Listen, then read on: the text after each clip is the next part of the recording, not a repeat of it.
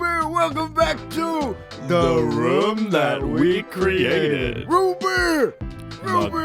When I'm out. Today, in honor of LeBron James breaking the all-time scoring record held by Kareem Abdul-Jabbar for 30-some years, we are going to be making Sprite Cranberry Yeah. live on the air. So, Bitch, you Matti, thirsty, please have a Sprite. do you want a Sprite Cranberry? I do.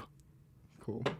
I want to Sprite Cranberry. I had stopped at McDonald's right before filming the podcast, so I have a McDonald's Sprite. You know, I listen to music in the shower a lot of times. Same here. Sometimes. Not so much anymore, but I used to do it every time. And I'll tell you what, when you do that shit during Christmas time, nothing is scarier than being vulnerable and butt-ass naked, and then all of a sudden, because I'm poor, hearing, I'll tell you what makes me thirsty, and it's LeBron. Yeah. No.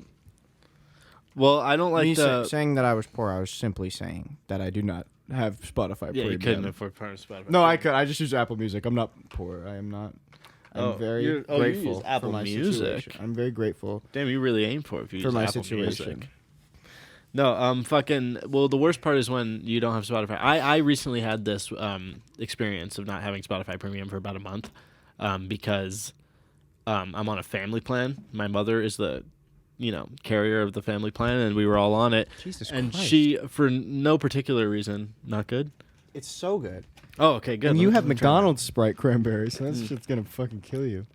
that. That's Yeah. fucking phenomenal. Yeah, that's incredible. Jesus, But, LeBron. My mom on a Never whim, miss. checked the Spotify Premium plan to see who was on it.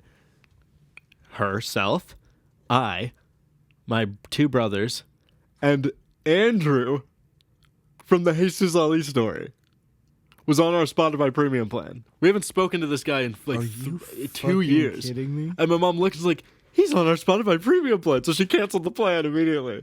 She was like, "Oh my god!" Like, because if you remember back in deep lore of the room that we created fans, Andrew is no longer in our lives. Hasn't been for a long time. Bad dude. Andrew's also not even his real name, but she saw he was on the Spotify Premium plan, so she had to renew it. And for some reason, my inbox and my email was so full I couldn't find the invite link for the new Spotify Premium. So I was just dealing with free Spotify for just like about a month. And I recently entered into a new relationship at the beginning of this year. And, we've been getting jiggy with it, like on a physical, intimate level quite frequently because of the honeymoon phase, I'm just being frank. Can I be frank? Yeah, and I'll be beans. Yeah. Frank and Beans over here. And so... Rice. Like We're rice and beans. So this is the first time in my sexual history that I have ever had Spotify Premium or Spotify free Spotify. Oh, I know where this is going, and Yeah. I've been there like a lot. Yeah, dude, I've never been sexually active without Spotify Premium until earlier this month, and so I go shuffle my playlist, and we're banging it out, and it goes from Matt Healy fucking let's get it there, it's fine, and I'm fucking I'm putting down the Rus, you know what I'm saying? Like I'm in my zone, and then it's just like I'll tell you what makes me thirsty. exactly. That was a mood killer. We actually stopped what we were doing, and I gave the Bluetooth speaker. I disconnected from the Bluetooth speaker for my partner to get on. I've had that happen because I use Apple Music, but I do my playlists on Spotify. Oh, interesting. And so I'll shuffle on Spotify, and I'll be like, listening to music beforehand usually, and be like, an ad will come up and be like, haha, like funny, like imagine if, and you set it up as if you're gonna. Because it's gonna happen. Yeah. So you set it up like a punchline, and then it happens, and it's like funny. Yeah, that's a good point. You laugh. Oh my god! One time, the fucking Seabat, the Reddit song, the boom, boom, boom, boom, boom, boom, boom, boom, came on while I was fucking. It one time did come on. So how did you fuck to it? No, I didn't. I didn't fuck to it. We both Nice. laughed it off. And then Missed skipped opportunity. it. I know, but like okay, I had heard the song because of the Reddit thing. You didn't get blowing like a up. few pumps in, like just for the meme? No, because the intro's so long before like a steady beat comes in. It's that like the synth. So okay, I guess I did. So I was, I think, getting blown when it first When I first heard the strings intro. Jesus. And then, wow, I'm Frank and Beans over here. And then you hear the grr, grr, grr, grr, grr, grr, grr, and then you know. And so you just lock eyes at your partner, and you're like, that's funny. And then I think they actually said, like, did you do that on purpose? I was like, no, I heard this song because of the Reddit thing, and I did add it to my fucking pop playlist because I thought it was kind of fire. But we just skipped it. Damn. Well, on that note, today we are talking about our favorite albums and musicians of all time. We are sharing our top 10 list, and I fully expect Seabat to be on there. Oh, yeah. Now that we've had It's at that least an beautiful honorable intro mention. story about uncomfortable scenarios during brief periods where we did not have Spotify Premium. Yeah. That was a weirdly fluid segue. Yeah, pretty gender fluid, actually. Yeah, they'd be drinking my gender fluids, you know what I'm saying? I'm a druid. I am looking at my phone because I'm pulling up my top 10 list. Now, me and Zach were both agonizing over the creation of this list. Because picking 10 albums... So I picked 10 artists and my favorite album from each of those artists. that was a smart way to do it. How'd you do it? I wrote a list of 20 albums, rapid fire, of like... Oh, you didn't do artists, you did albums? Yeah. Oh, okay. I thought we were doing artists. I did my top 10 artists, and then there's top 10 albums.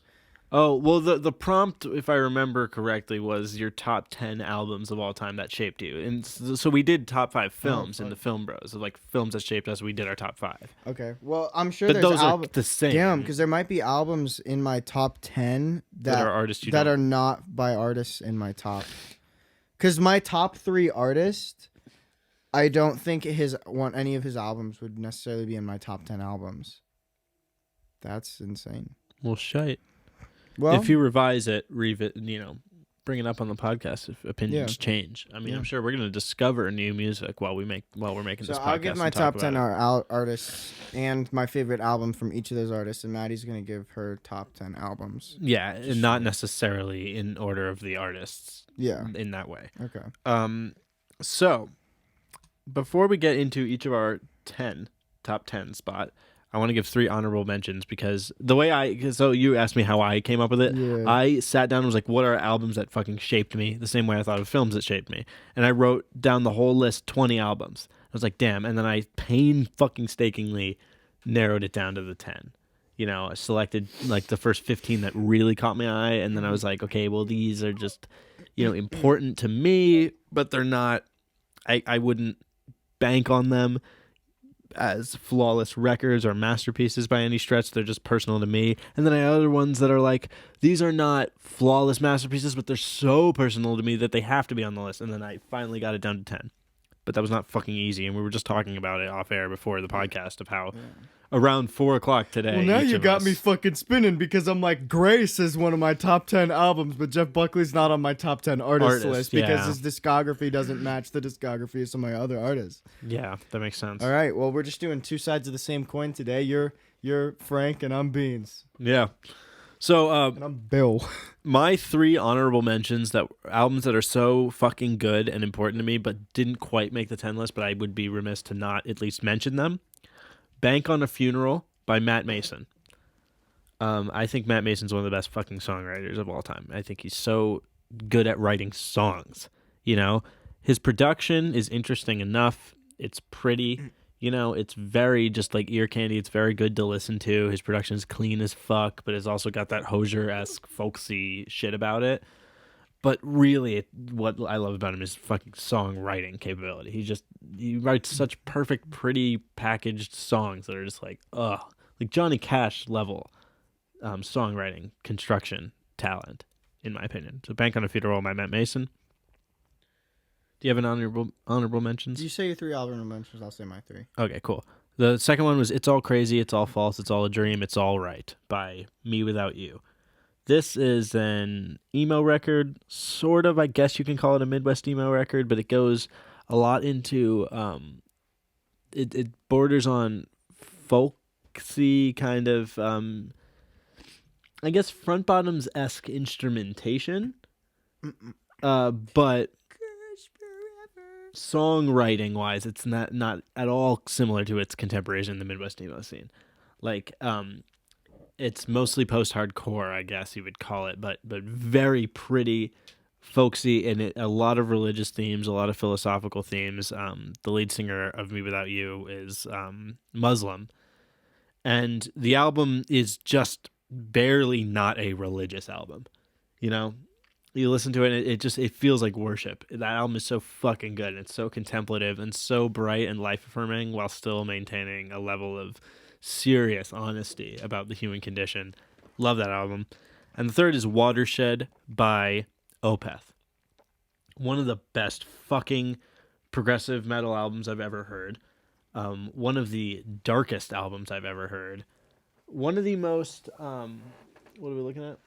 Oh yeah, please eat some. Fuck yeah. It's one of it's empty. No McDonald's fries left. It's one of the progressive metal albums. The reason I love it is because it maintains so much darkness and so much looseness and such raw organic energy. And prog metal typically doesn't do that. Prog metal is usually very polished, you know?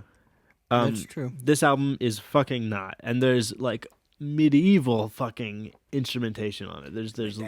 There's beautiful horns and organs, and one of the best organ solos of all time is on the song Burden. Is there a lute? There's something like a lute in it. There's a lot of strings, That's like medieval. stringed guitar shit. There's a lot of beautiful guitar shit. Amazing soft vocals, absolutely blood curdling growls by Michael Ackerfeld. The album is a movie. The album feels like a film. It's so good. Those are my 3 honorable mentions. Not in my top 10. My 3 honorable mentions, not on my top 10 for artists, are Gorillaz. Nice. Yeah. Gorillas are fantastic. Yeah, Gorillaz, fuck, man. Plastic Beach is so sex. I think Speed. Demon Days is one of the best albums of all Demon time. Days is fucking insane. But I actually like... what the fuck, dude? I literally am blanking on the fucking name of the first album. I can only remember... It's a self-titled. Yeah, is it? Okay, because I can only remember... I always think of it as being titled 19-2000. Yeah. Like the song. Or 3000. Which is weird. But that album is... Or Plastic Beach is my favorite work from them. You know, the album covers are actually different on Apple Music and Spotify for Plastic Beach. Really? On Apple Music, it's like got a blue Oh, hue. and then one of them's orange. And orange is on Spotify. Nice. Okay, another honorable mention for artists is Oasis. Oh, nice. I fucking love Oasis so much. Some of their stuff is kind of cheesy, but definitely Maybe I think is one of the most amazing albums. Like that record makes me feel just like alive and like confident and powerful and like beautiful, and I relate to it so much, and I love that album. What's the Story? Morning Glory is also good. Just they have it's difficult to find skippable songs with Oasis. They're very culture defining, but somehow still underrated. Like, I don't find musicians talking about them very much.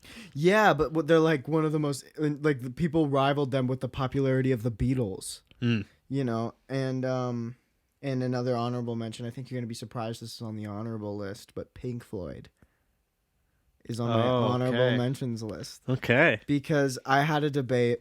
I'll give a brief spoiler. I had a debate between Pink Floyd and Led Zeppelin. In my head, and I realized that the thing I liked about Pink Floyd was David Gilmour, and the thing I liked about Zeppelin was their chemistry as a band. Like, Zeppelin had Page, Plant, Bonham, and Paul Jones, and like they all wrote better songs in my opinion than Floyd, and they all wrote stuff that I like. Every time I hear it, I'm just like, oh, that's fucking beautiful and nasty, and like it just hits me on a different level. And Pink Floyd's stuff all works in the same way. It's just I realized I liked Led Zeppelin as a band more than I liked Floyd as a band. I think. Is it because like Pink Floyd's more like ethereal? No. I love both of those sounds. It's like purely like the bass parts and like it's just something about like Zeppelin songs, the way they're constructed. Like the bass part is like so intricate, but also so working for the song. Same with all the guitars, and also they switch it up. Like it's not always just like hard like Heartbreaker stuff or Lemon Song. It's like they'll do like Going to California or like Babe, I'm Gonna Leave You. Like beautiful song stuff with beautiful acoustic stuff and blues. And Plant's just a better singer than Waters, like by far. Oh well, yeah. And so there's that too. And like David Gilmour, I think I like as a guitar player better than I like Jimmy Page. But like Led Zeppelin as a band, I liked better than Floyd. And like it was just between those two for me. That's I like their songs better, like their songwriting. That makes a ton of sense. If I had to pick one of them, I'd be on the Pink Floyd side, just because of how fucking vibes are more personal to my aesthetic and taste. Is Pink Floyd. They're pretty goddamn equal for me. But when you want to talk about vibes, like fucking Led Zeppelin is vibes, but it's such a different vibe. Yeah, and I think Pink Floyd is just closer to what my inner world looks like. And what's funny is that Dark Side of the Moon and Pink Floyd's Inner World is like maybe the closest part of my soul, but like all of Led Zeppelin's is like also right there, and it's like it just gets me off. It gets, dude. We're gonna get off by the end of this list. Pink Floyd, I'd be listening to at a fucking good volume, and I'd be like, "Fuck yeah, I'm loving this." Led Zeppelin had come on. I'd always turn it up just a little bit more. Yeah, that makes sense. And yeah, those are my 3 honorable mentions. That's awesome. Their songwriting ability I thought I enjoyed more. Yeah, that makes a ton of sense. I mean, there's a couple of 1 or 2 Pink Floyd songs I would name to combat that point.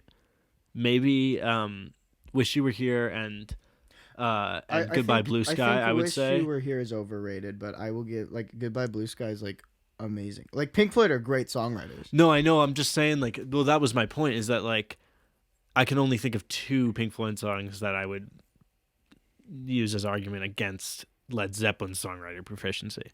Yeah, because as far as constructing a song, but I could give you a lot of Page songs to combat that. I feel. Yeah, for sure. Well, shit. What's your 10? Let's get on 10s. All right. We're gonna start at 10. Number 10, I think you're also going to be surprised this is this low for me because you know how much I love this artist. But Sting. Oh, okay. Sting is my 10. Sting is like the best songwriter to have ever fucking lived. Like he's like this beautiful genius, like spiritual conscious warrior. Yeah. He's like, he's the like you're out lost in the desert on peyote and there's Sting like on a fucking horse like leading a group of Indians. Like, oh my god.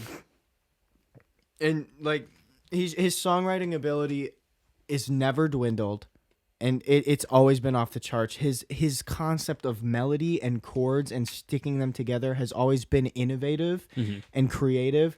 But it's always been he always services the song, and he's, I think, maybe the best storyteller in music. Oh, he's a phenomenal. My favorite lyricist. album of his is, this is kind of controversial, but The Last Ship. It's an album he did all about it's like pirate shipyard ballads, and there's this song called The Ballad of the Great Eastern. Yeah, that is fucking unbelievable. Like every song on that album is like this epic like story like that seems like it's being told like, but those fucking stories that pirates would sit around and fucking tell to each other, like they're that level. But they're like beautiful lyrics and metaphors. There's one about this boxer falling in love with a dancer and learning how to dance and being at like boxing, like the important thing's never to look at your feet and like to stay nimble, and he's like dancing with this girl and he's using this metaphor of like I hit her with like a jab and like kind of thing. Yeah. And it's just, he's fucking unbelievable. And The Last Ship is my favorite album. Good Morrissey. I don't know. I've not heard Morrissey. You're better off. Okay. Because of who he is as a person. But and he's not, I don't love Morrissey, but anyway. No, just that level of iconic charm. He doesn't get enough credit. Sting does. Rarely do I hear people talk about Sting. He's like brilliant. Like his fucking chord structures, like that shit is complex and simple. Yeah, it's one of those things, and he's got roots in everything: R&B, soul, jazz. Like he can play the fuck out of some jazz charts too if you gave him to him. Oh my god, yeah. You know what I'm saying? That's why they call him Sting. Sting, dog. And he wrote. Float like a butterfly, sting Man, like a sting. he has songwriting credits on Money for Nothing. Who? Cause can I tell a quick story here? Yeah, This yeah. might be a little. We'll try to keep it short, but it's like basically I was told this story. That not Jack Sonny, Mark Knopfler was at a restaurant with like a new song idea. And Sting was also in the restaurant. And they walk in, they're like, "Hey, Sting, hey, Mark." And they start talking, and Mark's like, "I got this idea for a fucking new tune. Like, check it out." Like, and he shows it to him, and it's Money for Nothing. And Sting is like, "You little shit. Like, that's my song." And he's like, "What are you talking about?" And he's like, I want my MTV. And he's like, "Don't stand so close to me." And that's the song from The Police, "Don't Stand So Yeah. Close to Me." And he's like, "Fuck." And he's like, "You know what? Like, just give me a writing credit." They went from the restaurant to the studio, did it in a few takes. Sting sang the intro, and the rest is fucking history. on That's that so song. cool. Holy shit. Yeah. That's a cool story, dude. Yeah, thanks, man. Jesus. All right, what's your 10? My 10. Okay, this might be a bit strange, but my 10 is Watering the Weeds, which was an album that was written by my brother. Oh, Okay. oh yeah. It was Fuck. written and released by Paul Amato. I keep thinking bands. I'm like, I don't know Watering the Weeds. Yeah, right. But the reason this is on the list is because there was an album in my top 20 called DC Snuff by Teen Suicide. Teen Suicide, I fucking love what they do sonically. Like, I think it's one of the most creative projects in that scene, emo, ever. Because it's just such a imaginative dream. But this album was on my 20, and I was just like, well, Paulie, my brother, he released an album. It's on Spotify, you know, called Watering the Weeds. And I kept thinking, well, Paulie's album is better than that, though. You know? Just because, like, it's more personal, and it has that same quality of super garage quality emo shit mixed with electronica, you know? So, like, super fucking analog synthesizers, very, very rudimentary electronic percussion, and the rest is emo instrumentation, post-rock, garage quality, post-hardcore shit, you know? Shoegaze. Yeah. And I thought, well, shit, man. Watering the Weeds is an album I constantly fucking return to. Because it's such a specific and interesting flavor. And so this spot on my list is a shout out to Teen Suicide, really, but I feel like my brother made an album, Paul Amato, the artist, made an album, Watering the Weeds, that nails that blend of electronic, atmospheric shit, analog electronics, with post-hardcore and emo, that is best exemplified on this album, Watering the Weeds. I listen to it constantly because it's when a sibling of yours makes a record, it's like we have the same taste, you know, we're from the same fucking womb, we have the same blood. And so it's like everything you love about music and everything you would want to say in an album. It's like listening to an album that you wrote for yourself, exactly what you like, but without the cringe of having to listen to yourself. That's what that album is like to me, you know? Well, So, because I make music that I enjoy, of course, but I rarely will bump my own music, because even though it's music that I made for me, because I like this, I make what I want to hear, it's hard for me to listen to myself. Really? You know, sometimes. dude, I bump my shit. That's cool. That is good. That's the goal. But, like, I get insecure every once in a while about it. I just don't want to, you know? Yeah. But, like, it's just that there's no meta-ness about it. Like, imagine having music that's that constructed for you, that you wrote it, but without the meta thing of listening to yourself. Yeah, where you're like, even like you get to a point, I think, where you do learn how to not analyze it. So I'm told. Yeah. Or at least, like, erasing, even if you're not, there. like, aside from, like, the insecurity factor of, like, I don't want to listen to myself, the songs sound different to me because I made them. There's all this context behind them because I know what was going on when they were written. I know what it was like to record that. I know each compartmentalized element of the song, you know, where there's an element of mystery when you hear something. You're like, how the fuck did they do that? You can't say that about your own music because you know how you did it. I feel like I can because, like, genuinely, I don't know how I do it. Like, it just comes out. Yeah, it just happens, and then the next day I wake up, and it's like I can't imagine having to like let's say I write a string part. The next day I wake up, and the string part I spent all day yesterday on it, and it's written. I wake up, and going forward, I can't imagine having to write that string part again. Like, it's a really good string part that I'm happy with when I hear it, and I'm like I didn't write that. That makes sense. And I'm like, I can't imagine doing that again. Mm-hmm. It's like, and so it just kind of falls out for me, like channels or something, and I don't exactly know all the time what's going on. Some things I know exactly how I got there. Yeah. Know?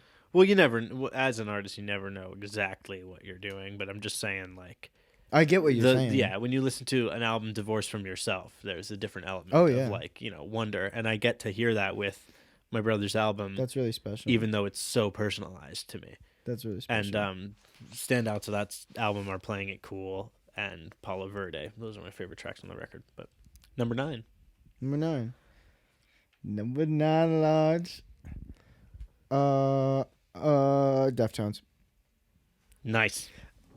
I'm relatively new to Deftones. Only been listening to Deftones for I want to say 4 months.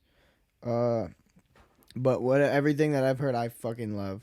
They made they made my top 10 artists list for Apple Music Wrapped really easily, and with little time, and my 2 favorite albums are Saturday Night Wrist. Nice. Or Around the Fur. But Saturday Night Wrist to me, is so fucking it's just fucking beautiful. No, yeah. It's fucking beautiful, start to finish. It is Cherry so Waves good. Alone wins it over Really, Around the you Fur think? for me.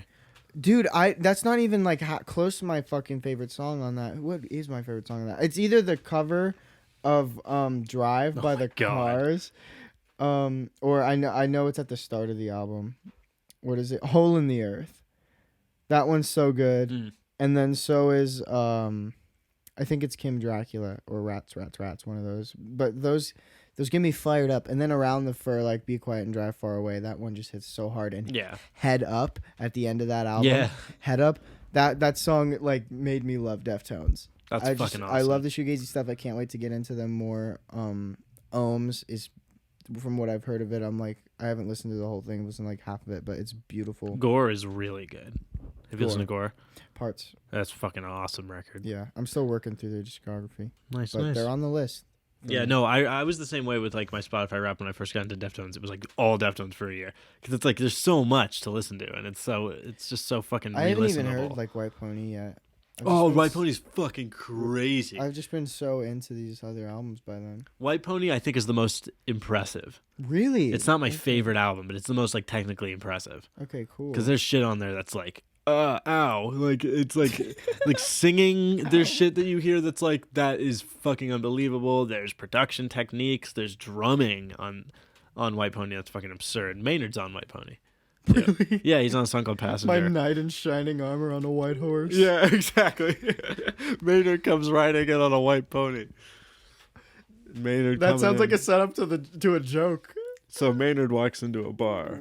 Maynard walks into his own wine bar, riding a white pony. And he says, "My car's broken. Do you guys have a toolbox?" Oh. All right, my number 9. A large with Dr. Pepper is Paramore's self-titled album. Paramore's? Yeah. Okay. Now, right on. If you're going to throw Paramore on your top 10 list, I think a lot of Paramore fans would not think that the self-titled would be the one. But the self-titled Paramore album, the reason that it's so fucking...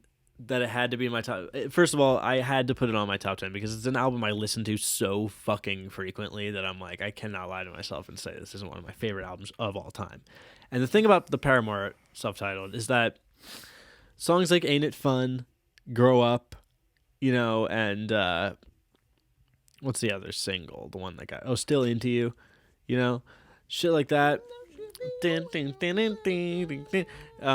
Those songs you heard them on the radio and you're like, oh, they're fun songs. But if you actually sit down and listen to them, you're like, oh, these are still very scene Yeah. They're still they still have that spirit. Like, it's the same, and they're interesting. Like, the production on those songs are fucking interesting. And That's why they're still like hold up today. oh yeah, and they were one of the bands that evolved from the pop punk emo scene into a more textured, you could call it pop. Yeah. A but lot of radio pop from that era fizzled out. yeah, But they yeah. didn't. No, they didn't, and fucking and they were one of the bands that transitioned from emo and pop punk to the more electronic, more textured pop, still punky elements that actually invented something and did something interesting and maintained that songwriting.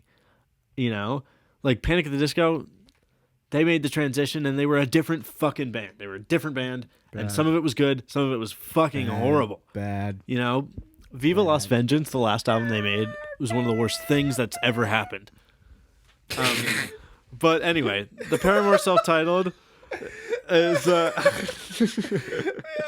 my god. the Paramore self-titled, aside from every song being so well written, so goddamn catchy, like that's enough. But there are two songs on it that make me that takes it over the edge. Is like, this is a masterful record. This is like a important to me. Are the two songs that bring it to that level are Daydreaming and Future. Daydreaming is so tender, and it comes at such a great spot in the record. It's a great break, and it's just as tender as anything off of Brand New Eyes. It seems so personal.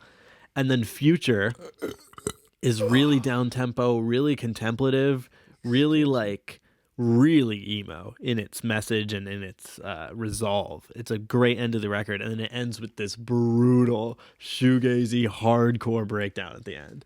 That's just this halftime drums cascading fucking guitars and synth.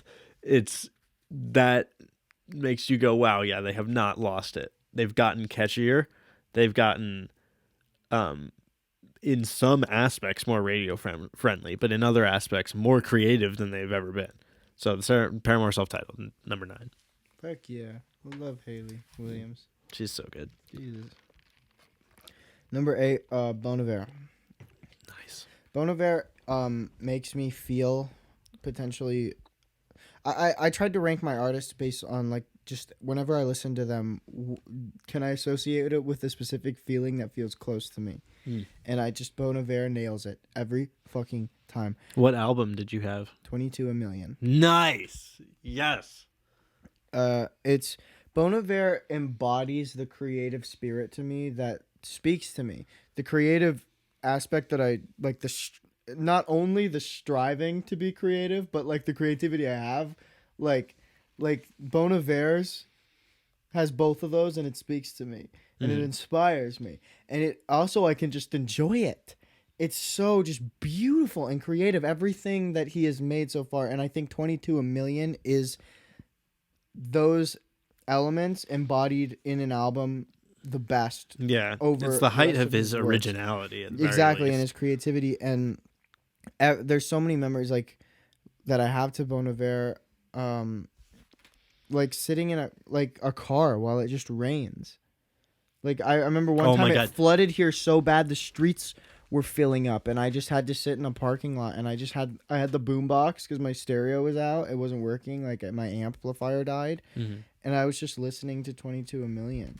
Like every time it rains, it's the perfect album. It's perfect rain weather. It's just like such contemplative music. It's so comforting and it's so fucking pretty. Yeah, favorite track, Stratford APTS. Nice. Mine off that one would be 33 God. The one that I that's just my favorite Bon Iver song ever. Well. That makes sense. No, I'm so glad you said 22 a Million. That's such a good album. It's so underappreciated. On the video spot. But yeah, Bon Iver, and I want to see him live so bad. I want to see him do Creek. Oh, I want to see him do fucking Heavenly Father. Have you seen him do Heavenly Father?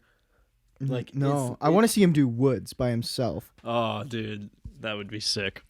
Yeah, just with a harmonizer and all the fucking layering and shit.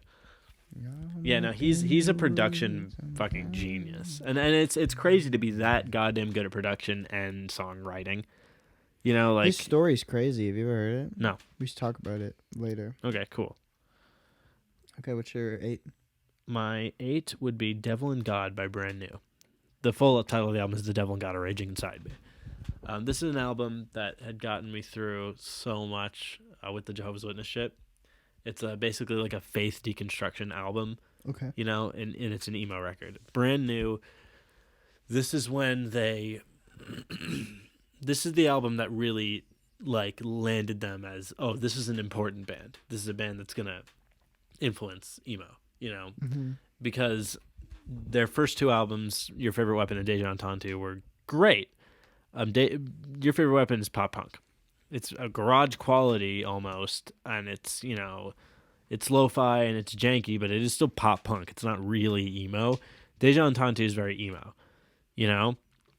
Devil and God is where they started to become like emo, but comparable to Deftones, comparable to the Smashing Pumpkins, like that kind of like melt your face, pure expression kind of emo. And I think the lyrics on the album are fucking fantastic. I think the world building on the album is fantastic. Just the vibes. The whole album feels like being a gay kid raised in a conservative Christian household wandering your fucking white suburbs during Halloween. Like wondering who you are. I love that. That's what the album feels like. And it's such a fall album, and it has such a great ending too. And you like said smashing. Sorry, continue to talk about the ending. no, it wraps up perfectly. Is all I was gonna say. Like the album is so soul crushing and so fucked up, but the ending song is so goddamn triumphant. And it's The Archer's Bows Have Broken. That's probably my favorite on the record. But yeah, that album got me through too much not to put it on this list, and it is number 8. Fuck yeah.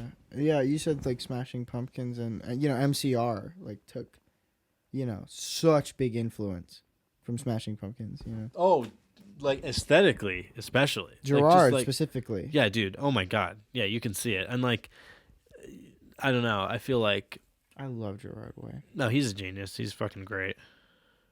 I just love him. What is your number? Sheevan. Number 7. Todd Rundgren. Okay, I was not expecting him. Todd Rundgren, yeah. I think Todd Rundgren is a genius. I think he's a genius and no one knows it. No one knows who the fuck he is anymore. You know, people knew who he was back in the 70s when he was popular and no one knows him. Well, you No. talk about him every once in a while, but I was not expecting him to be on this fucking list. Todd Rundgren is just a genius. I think the reason he's on the list is because I was ranking these albums or these artists based on what I said earlier, like those feelings. Like when I get Bon Iver, I get a feeling that touches my soul and who I am. And you know, some artists you'd think that would be on my list, like Green Day, are not. Because when I listen to Todd Rundgren, I get that feeling. That makes sense. And Green Day, I just feel pumped up. And they just Well, influence American me. Idiot was almost on my top 10. Just sidebar. Yeah, Almost. Green Day is like one of my biggest influences ever. I'm just saying, like with the touching and the feeling. What's an album? What's your album for this, homie? I have I have a story about it. It's called Runt. Just after the passing of our friend, who took his life by way of suicide by hanging himself, I was going through old vinyl records with my dad that were his from the 60s and 70s, 3 boxes full.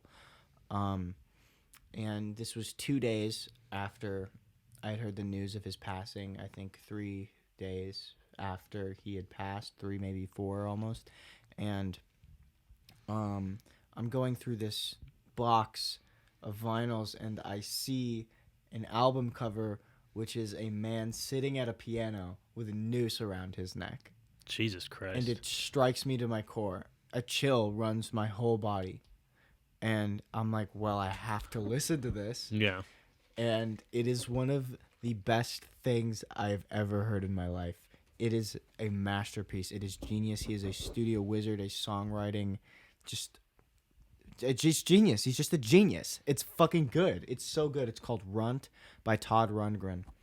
And I think maybe favorite track on that is not the Range War. What comes after the Range War? I don't know. It's either that or Wailing Wall. Wailing Wall is really good. There's the track after the Range War. I'll find it real quick here. But yeah, Todd Rundgren, man. No one knows about Todd Rundgren. Yeah, Or maybe no. a lot of people do, and I just don't know about it, and I need to find those people. Yeah, Hope I'm Around. Hope I'm Around. Nice. That one, there's a change at the end that's like, whoa, where are we? It's like, I love that shit. That's why Jeff Buckley does that to me. Like that kind of shocking, like, movements in a but song. imagine if it was Jackson Brown doing it. Okay. That's Todd Rundgren. Damn. That's a really cool description. Or Carole King. Nice. Imagine if it was one of those two doing it. Okay, I'm gonna have to listen to Runt Runt. by Dolph Lundgren.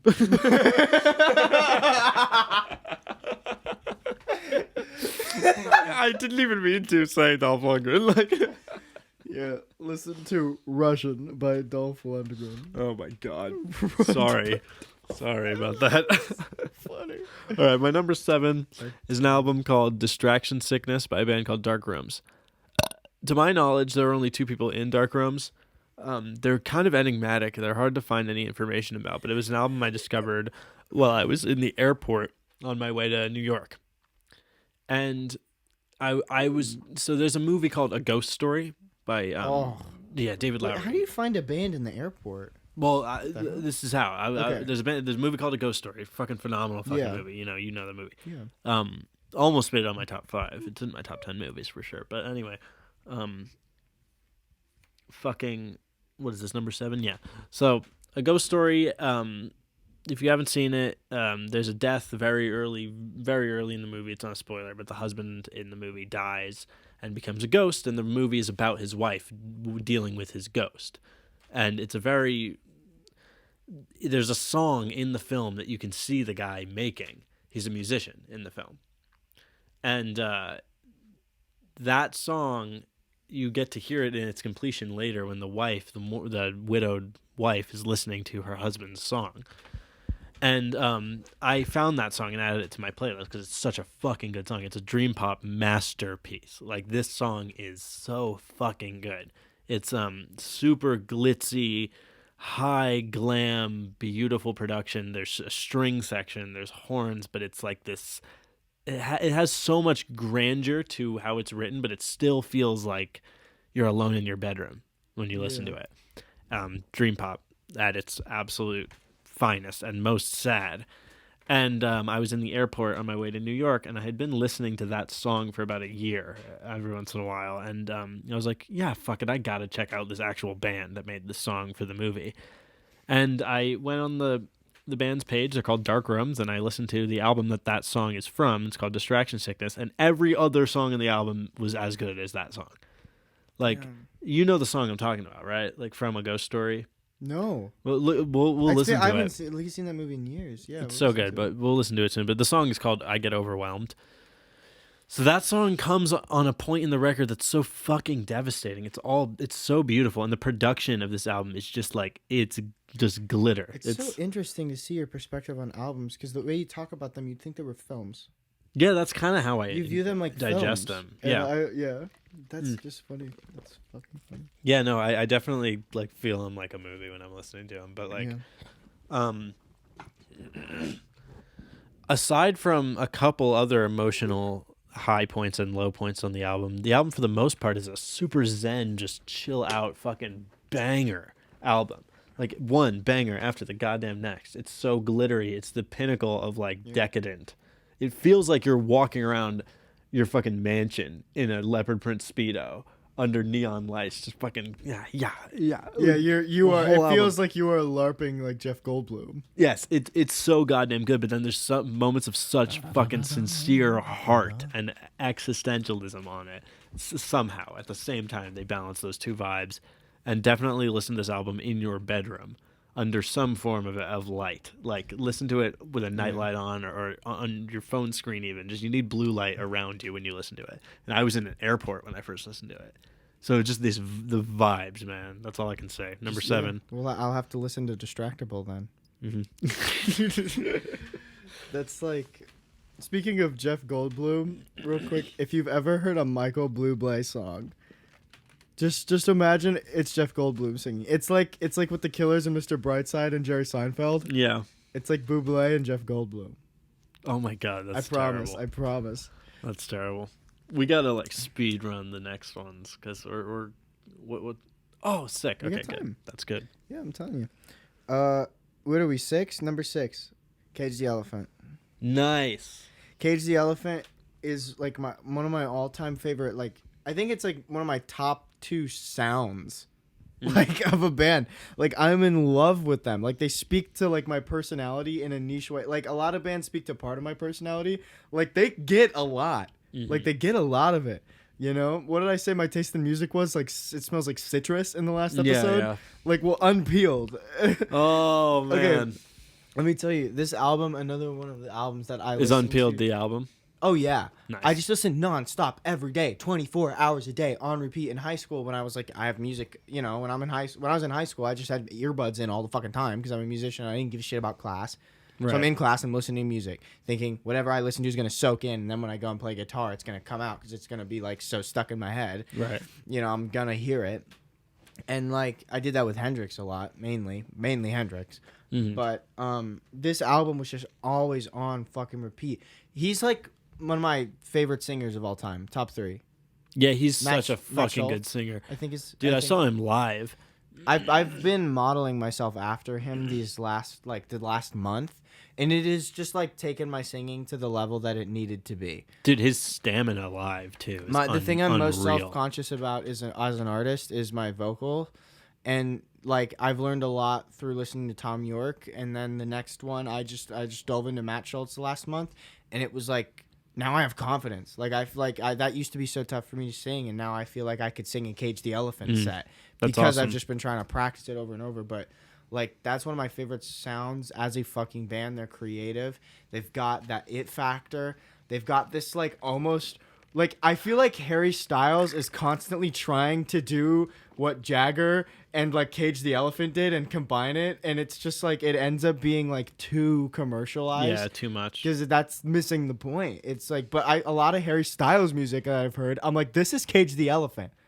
Interesting. And like, people need to listen to Cage the Elephant if they like Harry Styles. Mm. You know, but Cage the Elephant is a phenomenal fucking band. Their singer just got arrested Really? for owning a firearm. Huh. Where does he live? England. So, and you Oh. know, the firearms over there. So like, Oh man. Damn.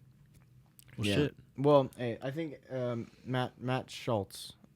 I You know, him they're close. brilliant performers, and their instrumentation is so interesting. They another band that doesn't get recognized I'm right. enough. That's in the same kind of vein. I think a lot of what you said can also apply to Modest Mouse.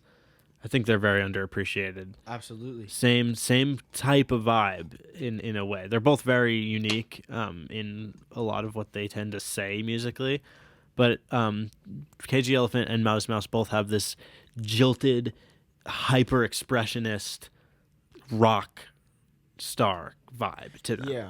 You know, that I fucking love, and they're both such amazing at performing. Like, I've never seen Modest Mouse live, but I've seen Cage the Elephant, and just You like, have yeah, that's what I was saying. live? Yes, yeah, I saw Fuck. Spoon open for them in Phoenix. Fuck, I didn't fucking know that. Oh yeah, no, that's what I was saying. His didn't know his that's what you were stamina saying. is unbelievable, like live. Like, he just is fucking running. I thought the you meant fuck you like around. you saw like live videos. Oh no, I was there. It was Spoon, Cage the Elephant, and Beck.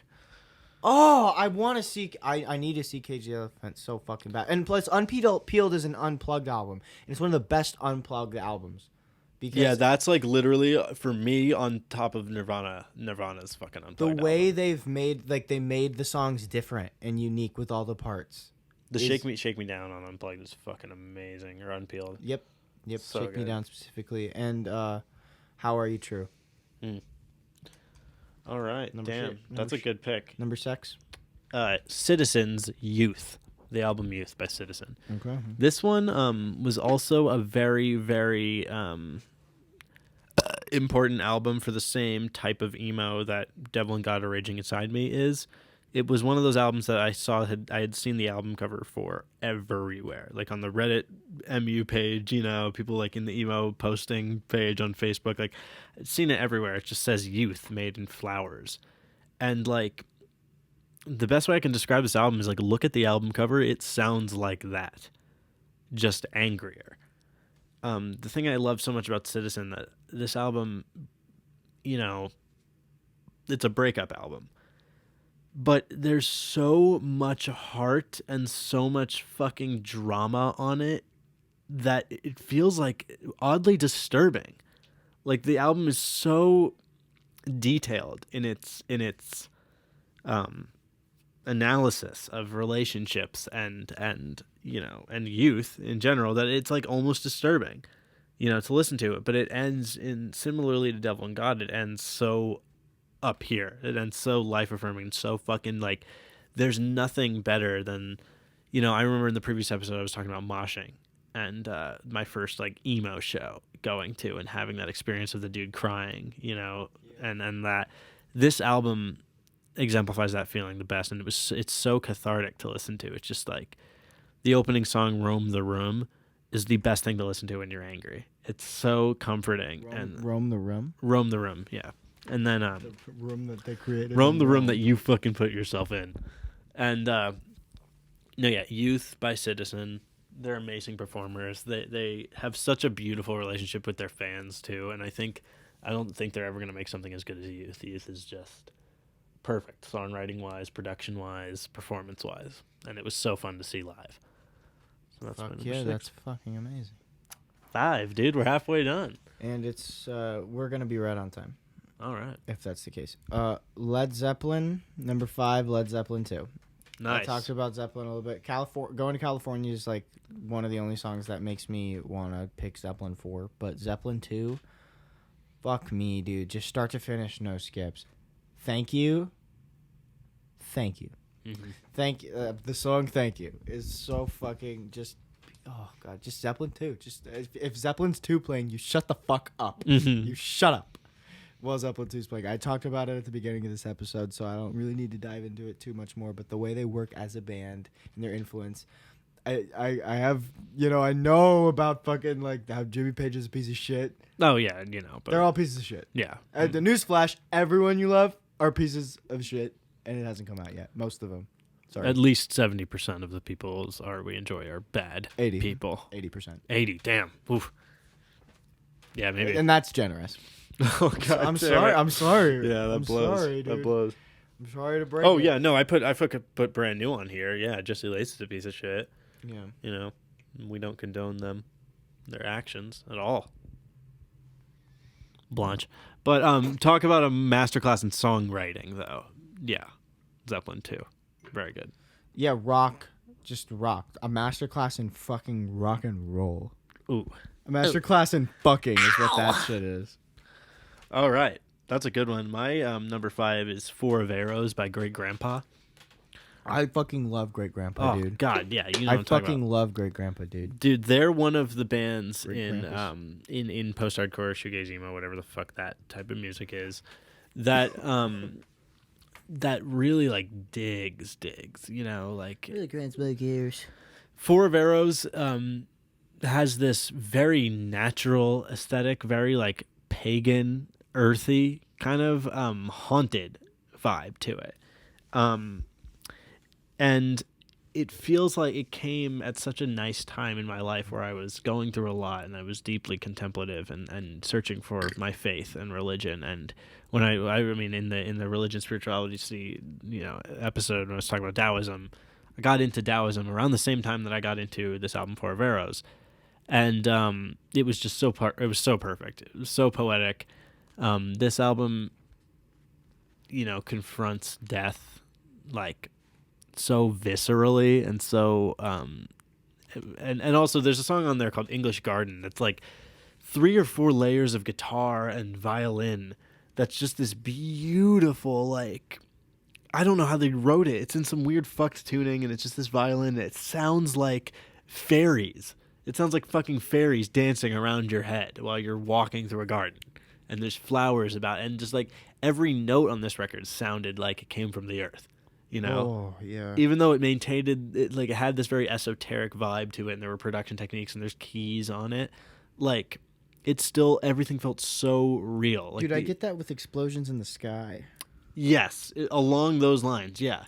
But just angrier and at points, very tender, very beautiful at points, angrier, at others. And yeah, perfect album, devastating ending, amazing opening, highlight of the album is English Garden for me, and Digger. So yeah, Digger. it's number 5. Number 4. Number 4, Jeff Beck. Nice. Jeff Beck, rest in peace. Rest in goddamn peace. I can't think of a. If Beck was one of those guitar players that even if you were a musician and watched him playing, you'd still watched him playing and heard it, you'd be like, what the hell's going on? Yeah. You'd be like, what is that dude doing? One of the most intuitive people ever. Everyone you love, as if you're a guitar player and you're into like just guitar players, like Van Halen, David Gilmour, Jimmy Page, Eric Clapton, every single fucking guitarist, they all go to Beck. Mm-hmm. Jeff fucking Beck at the top of the pyramid scheme. Like, oh, I stole everything from that dude because he invented it. Mm-hmm. Favorite albums from Jeff Beck, Blow by Blow. That's some of his most phenomenal just melodic work. His solos his choice of notes is unbelievable. It's strange. And his technique is fucking flawless, but also it's busted. It's so busted. Yeah. But flawless, and something that I can. It's like a drunken boxer who has never ever lost a fight. That's what it's like. It's like Mark Zuckerberg making Facebook for the purpose of rating women.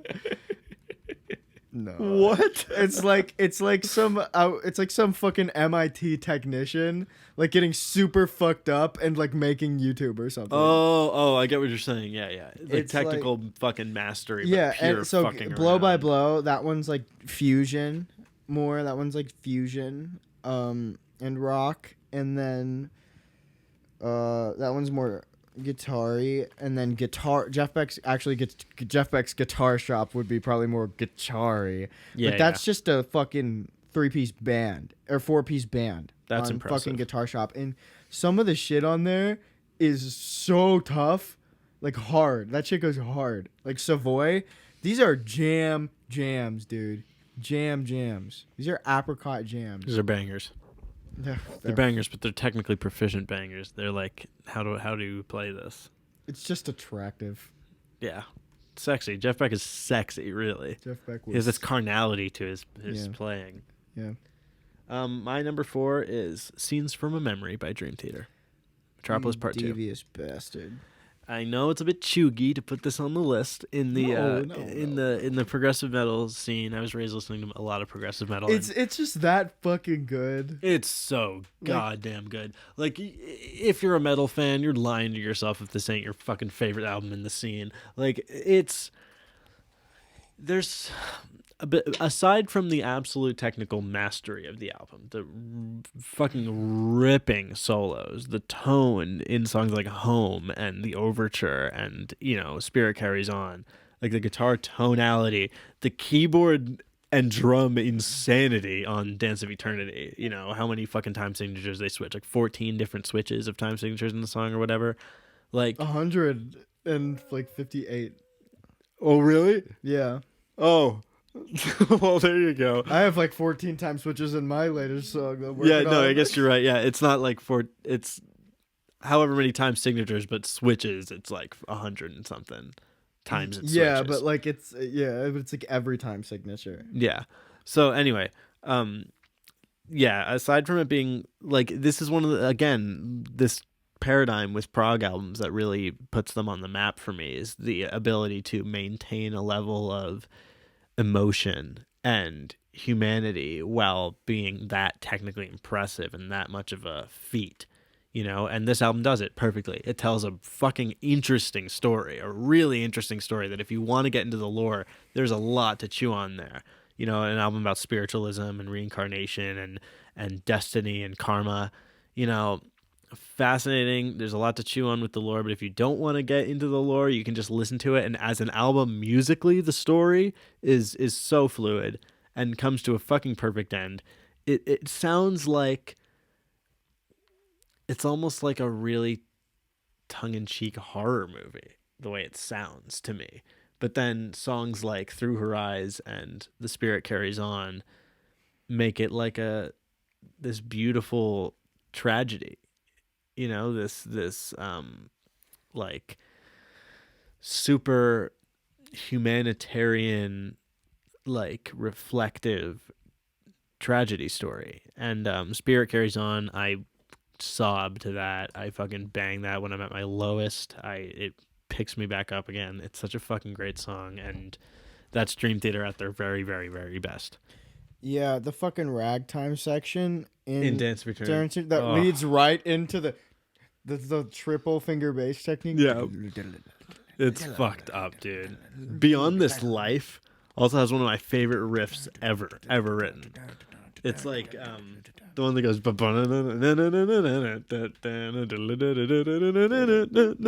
one of my favorite riffs ever. Is in Beyond This Life. It's Come Scrummable. Yeah, it's Come Scrummable. All right, album number 3. Well, artist number 3. Oh, yeah. Door number 3. Bachelor number 3. Bill Withers. Nice. Bill Withers, man. All right. The vibes I get from Bill Withers, I listened to it today, I was like, yeah.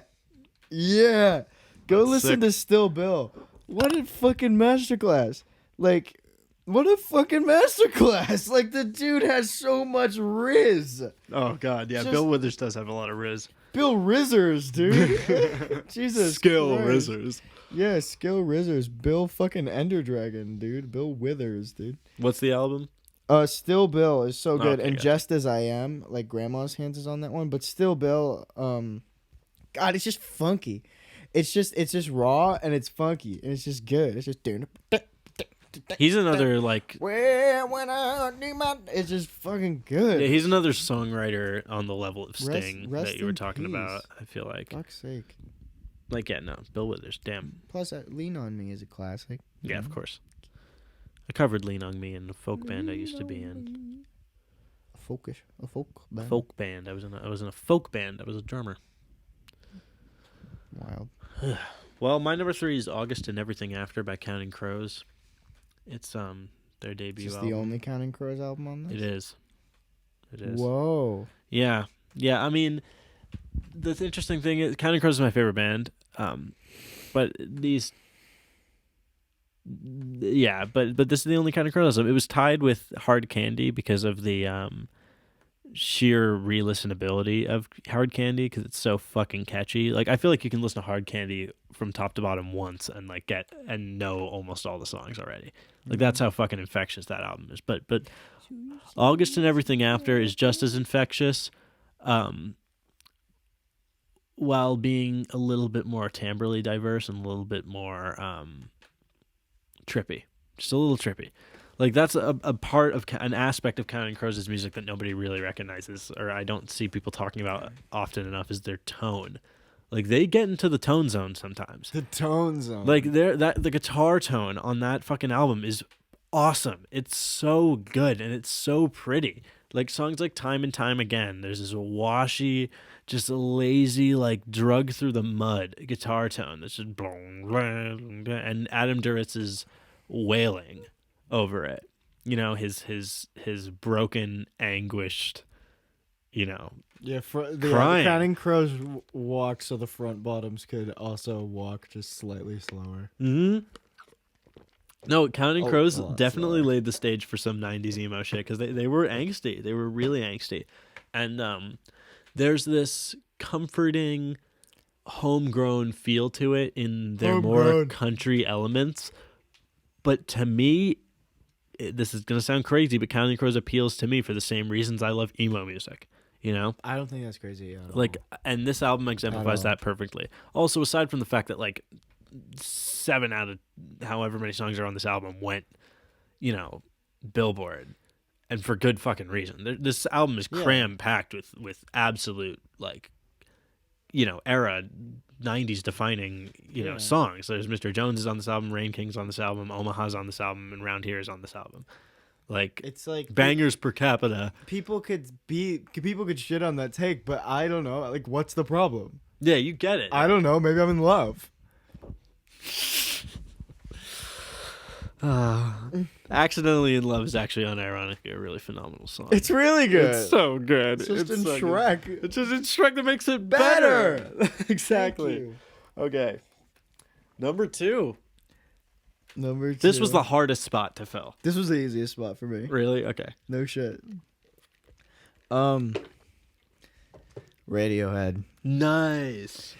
I got into Radiohead at the end of last year, and Yeah, I forgot about Radiohead for you. without Radiohead, I wouldn't be writing the way I'm writing right now. And the way I'm writing right now is the most fulfilled I've ever been with my art, with myself, with my person, and how I tie the two. And that would just not be if I had not heard a few albums from Radiohead that changed my perspective of melody and what songs could be. I wrote a lot of verse, chorus, bridge, like coda bridge, like Sting stuff, you know? And I heard Radiohead, and I'm writing a song now that has like 5 different sections, 8 different keys, like 12 different rhythm changes, no chorus. It's just a fluid thing that works.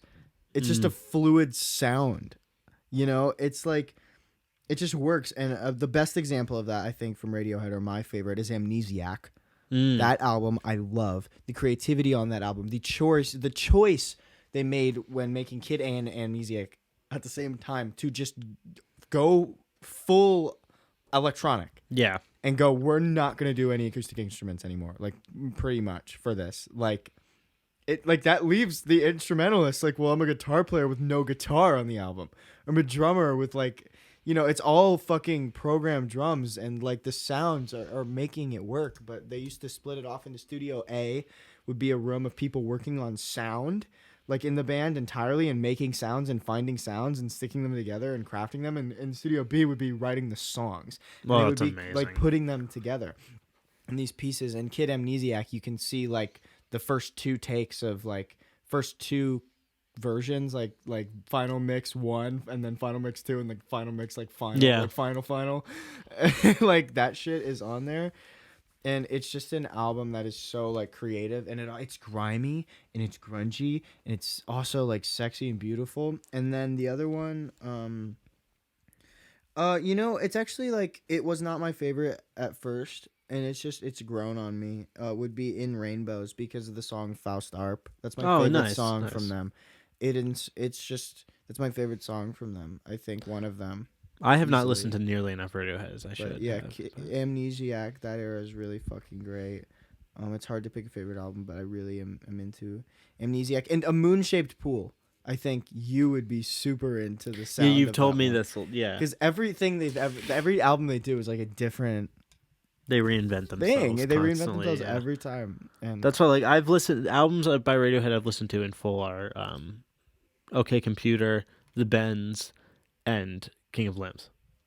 the King of Limbs has some cool stuff, but like the Bends and King of Limbs are like definitely lower mid to low. But like Daydreaming on Moon-Shaped Pool, just it feels like I'm a kid. That's awesome. It's just, there's this moment where it just cracks open. It's just fucking it's like, fuck, I wanted my songs to crack open for so long, and they showed me how to do it. That's so cool. Yeah, I'm excited to listen to more Radiohead, because yeah, as soon as you said Radiohead number 2, I'm like, oh yeah, Liam, I hit forgot me about up. Radiohead. Liam, hit me up. Yeah, and we let's have a go friend. fucking nerd out, dude. We have a friend, Liam, that's his favorite band, is Radiohead, for good fucking reason. My number 2 is Dark Side of the Moon.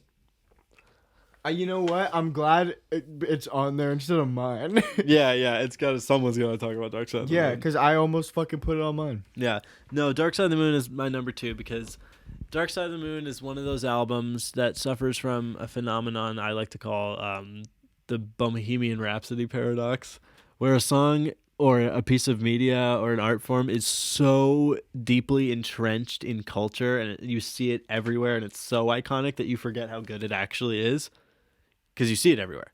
Like Bohemian Rhapsody.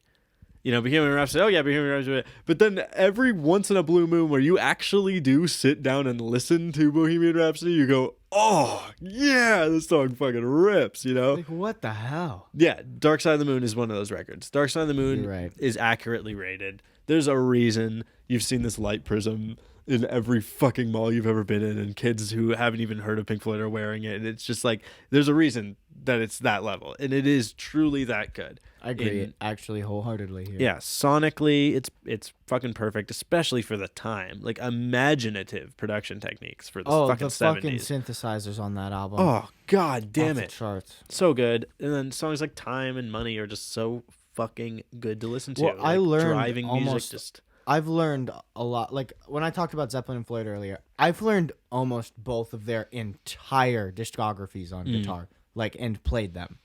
Like 1 year in band, we learned Dark Side of the Moon. That's awesome. And to start to finish, learned as much as we could do with what we had as a 4-piece. That's so cool. I have a Keeley Dark Side pedal for it, and I know that music inside and out. It's amazing. Great. It's so good. It's fun. Yeah, it's like I just love how Dark Side of the Moon can get me so hype. On money. It could get me so fucking hype and then also take me to a really depressive, contemplative, fucking slit my wrists place with Great Gig in the Sky. Us and Them also get me into Us and Them. Brain Damage is so fucking trippy. It's goddamn. And then you can beautiful. play it to Paul Blart's Mall Cop 2 and it syncs up perfectly. Exactly. Yeah. And Wizard of Oz, of course, too. But, Paul Blart Mall Cop 2, really. Yeah, that's what they were trying to get at when they did all that acid. They were like, I got it, guys. I got an idea for One day, there will be a day. movie called Paul Blart Mall Cop 2. Because this guy, Paul he was in a Blart's. show called King of Queens. Or he will be in a show called King of Queens. All right, number fucking 1. Burger King foot lettuce. We had to make the joke. I've been thinking about the joke the whole time, but I'm waiting for an opportunity to say number 15, and then I realized that we started at 10. Just now. I've been waiting to say that joke, and then you said it, and I was like, wait, I was going to say that when we got to 15. And then I was like, oh, we fuck. Just started at 10 and going down. Waiting to get to 15. That's so funny. Fuck me and my fat fucking ass. Well, why don't you go fuck yourself with your fat fucking ass? All right.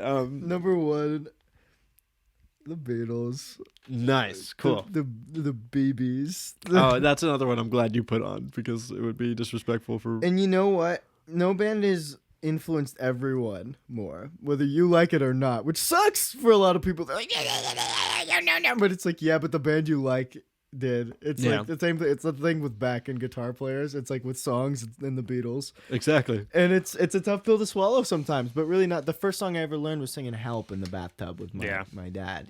Fuck me. Jesus Christ. And there's something for everyone everywhere. Like the concept of reinventing yourself with albums, right there. Yeah. Definitely. If you're into the whole like the fucking emo folky scene, some of that, go listen to Rocky Raccoon and Mother Nature's Son off the White Album. Damn. If you're into Dark Side of the Moon shit, go listen to Sgt. Pepper's. If you're into just fucking beautiful songwriting, go listen to Let It Be.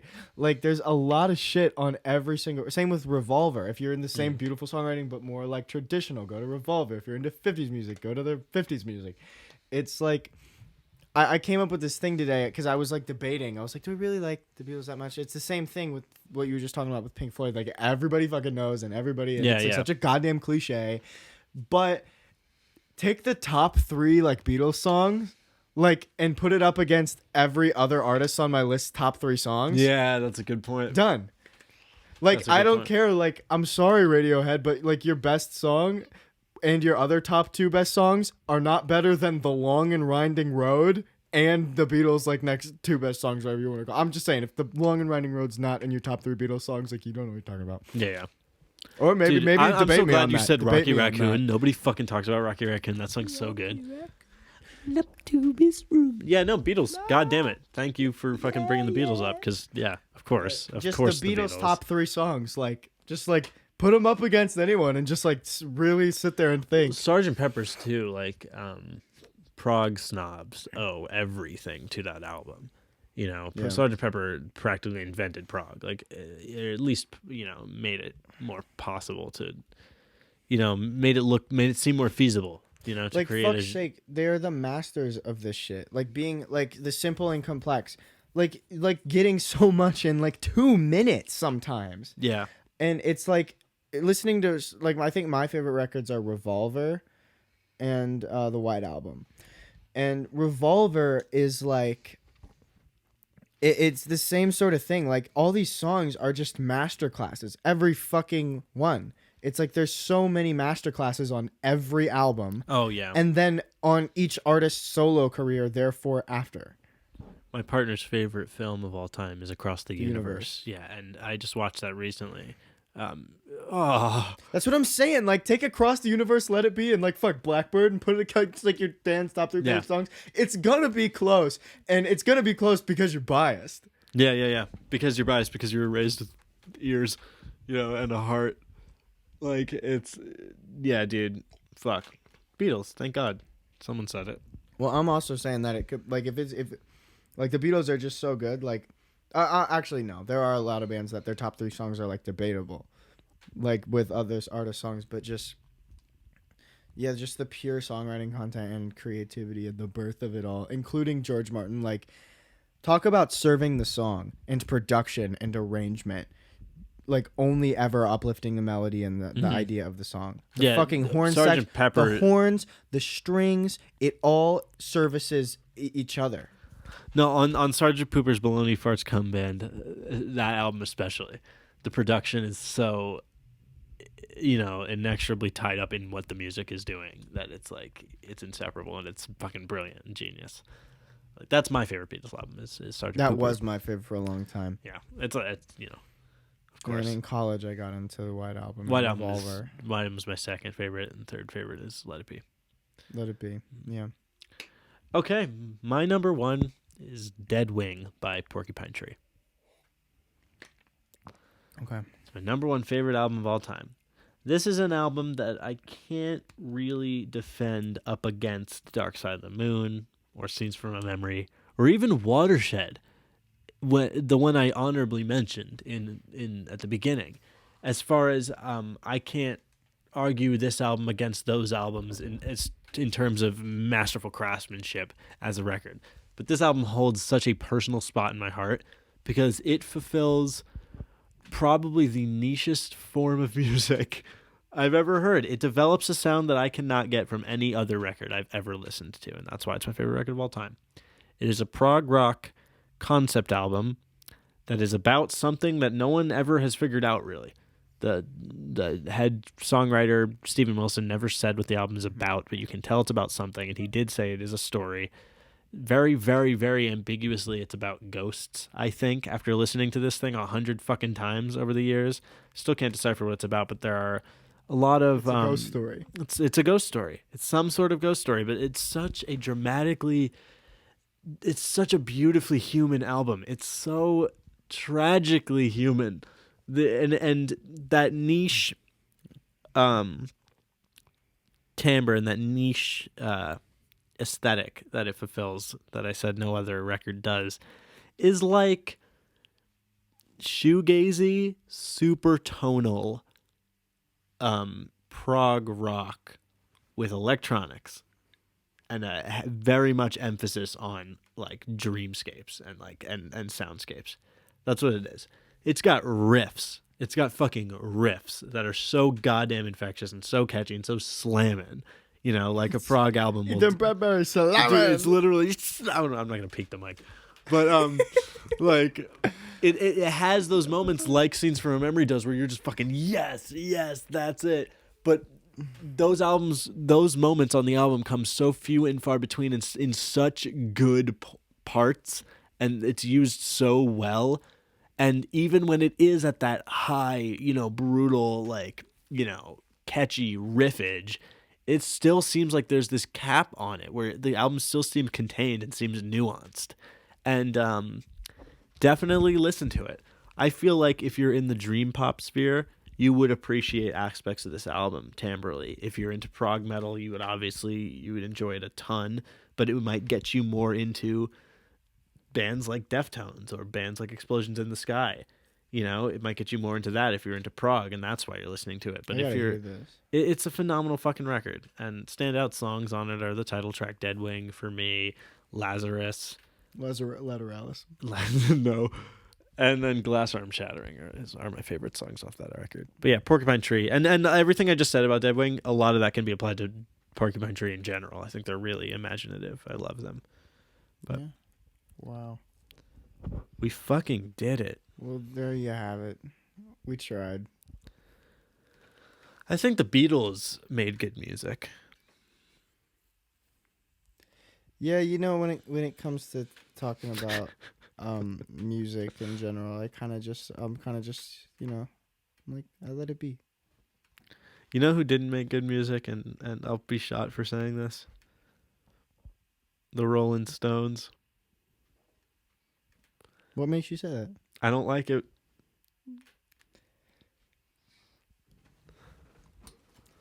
We will see you next No, week. no, you gotta give your one horrible take. My one horrible take. Yeah, Well, what do you? Okay, will you talk? I don't know what look? it Will you is. talk while I look real quick? to try to find a Yes, take. yes, Okay, we yeah, talk because about it. that's my take that I can probably recognize as bad. I hate the Rolling Stones. I've not heard "Gimme Shelter" is the one Rolling Stones song I've heard that I enjoyed listening to, and I have heard plenty of Rolling Stones. I have not just not gotten into them, you know.